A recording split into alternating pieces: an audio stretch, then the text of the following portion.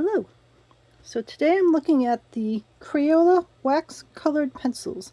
These are the ones that are marketed more towards kids and beginner artists, and you can tell when you look at the labels on them, the word Crayola is in giant letters, and these say, I got two light browns here and a mahogany. It just has the name in very large letters and then a simple thing with the name, red, yellow, violet. With adult sets, they would have like the type of red, like scarlet or so on, or the type of yellow, and not just have red, yellow, brown. They do have navy blue. So in some of them, they get a little more detail, but in a lot of them, they have a far simpler color descriptions than we would see with a more adult-oriented set. Because they figure, kids are just figuring out what orange is and don't need lots of more complicated things in there. So we've got a number of colors. This is a random set that I happened to get from someone that was clearing out an art space. And I've got some colored pencil paper. So what we're going to do on here is just take a look at what you are getting when you get one of the basic sets for kids. And we will just do some random color swaths here. I suppose I could have actually hunted them out in rainbow order, so we'll do that. So we got a red, an orange, yellow, green,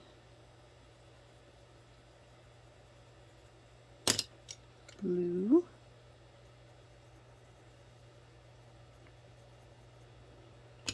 purple, that looks purplish, violet,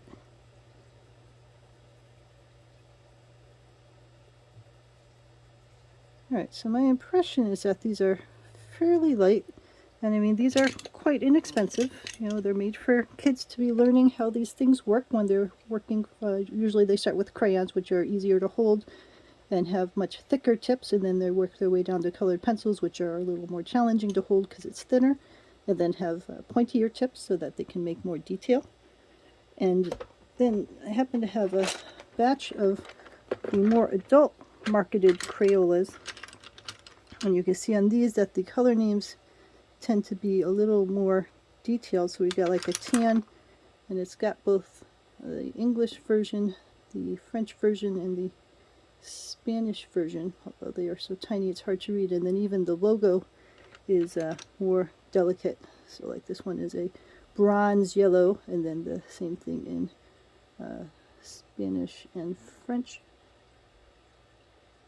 So they are aiming towards a more adult market with these. So let's just see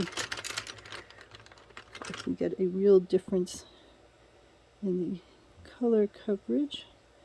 The colors I'm just grabbing at random are not going to match exactly, but the aim is more to see how these are all wax colored pencils, how the color and saturation and the feel of the pencil on the paper tends to be.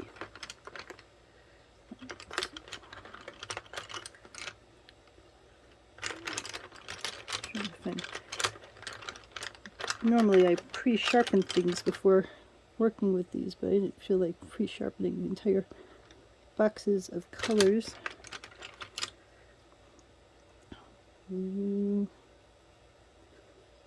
So really, as you might guess, the adult marketed pencils and the younger person marketed pencils are not that different from each other from the Crayola line. They're just giving them fancier lettering, but they are all wax based and they all have the same amount of pigment. Alright, so to do a comparison with other brands, in the wax world, I've got the Prismacolor, which are wax colored pencils. Let's do a couple of Prismacolors. So this is a Prismacolor red, Prismacolor orange,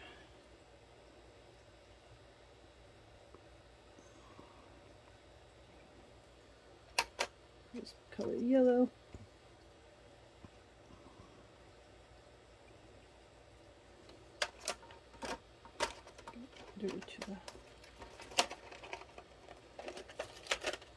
Color green.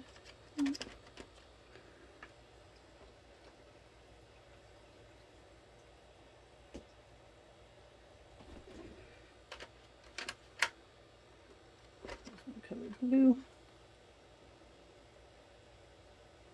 Again, the aim is not to compare exact color to exact color, because you can never do that across vendors. They all have their own particular colors that they like to mix in their own style, but more to look at the saturation and the coverage on the paper. So these are all three versions of wax. This is the kids Crayola line, we'll call it the adult Crayola line, and then this is the Prismacolor. And I think that you can see that the Prismacolor is more saturated in color and also has better coverage on the paper in terms of how smoothly it went on. And when you do colored pencil, you're usually putting layer after layer after layer, so you can always add more layers to this. But if you're working on projects, it's good to know how much you're going to get from a primary layer.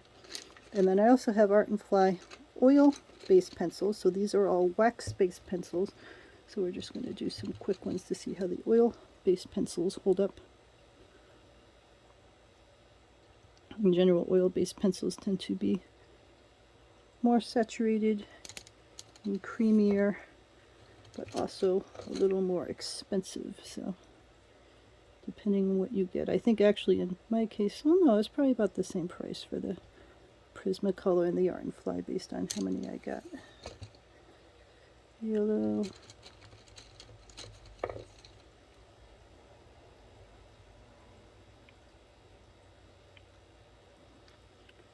This goes on so nice and smooth.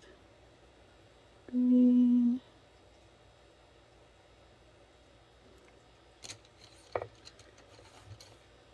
Blue. So with all of these, a technique for using colored pencils is to do blending. So you put down a layer of one color and then a layer of a similar color or a different color, and you blend them together, and then you use blending sticks to mush all the color together to make a more even end result. So all of that is certainly possible. But as a basic starting point, I think you can see that both the kids Crayola pencils and the more adult-based Crayola pencils have a much lighter color and much looser coverage than the Prismacolor wax-based pencils and then the Art and Fly oil pencils. So these are great for kids. These are great for people who are starting out, and great for people who just want a gentle set of coverage while they are playing in a coloring book and don't have a lot of money to spend, because these are very cost effective. But just know, if you're following along with someone and they're getting a different saturation level than you are, that it may be that they are using different colored pencils that are even either a more pigment-based wax pencil or perhaps a oil-based colored pencil. So let me know if you have any questions about the BVAA, or not the BVAA, the Crayola wax colored pencils. I work with an art organization.